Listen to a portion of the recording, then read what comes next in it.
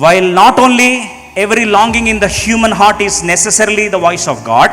చాలాసార్లు గమనించండి, నీ హృదయంలో దేవుడు కొన్నిసార్లు భారం రేపితే ఆ భారం గురించి నువ్వు ఫస్ట్ ఆలోచించాలి. దేవుని చిత్తాన్ని నెరవేర్చే విషయంలో దేవుడు నీ హృదయంలో ఏమి ఇస్తాడు? ఒక భారం ఇస్తాడు. ఇప్పుడు చూడండి, మోషే జీవితాన్ని మార్చడానికి మండుచున్న పొద దగ్గర ఆయనకు ఒక ఆలోచన వచ్చిందంటే ఏంటంటే, మంట వస్తుంది కానీ ఎందుకు బూడవట్లేదని ఆ ఆశ ఆయనని ఎటువైపు తీసుకొచ్చింది? పొద దగ్గర తీసుకొచ్చింది. ఆ ఆశ పొద దగ్గర తీసుకొస్తే ప్రభు అన్నాడు, మోషే స్టోరీ ఏమైంది? మారిపోయింది. ఈ కోరిక విషయంలో నువ్వు దైవ చిత్తానుసారంగా దేవునితో అనుసంధానం అయితేనే దైవ చిత్తానుసారమైన బర్డన్ దేవునికి ఇస్తాడు.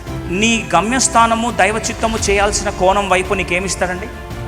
భారం ఇస్తాడు, ఆశ పెడతాడు. ఆ ఆశ నీకు లోపల మండుచున్న ఒక అగ్నిలాగా ఉండిపోతుంది, నిన్ను రెస్ట్లెస్ చేస్తుంది.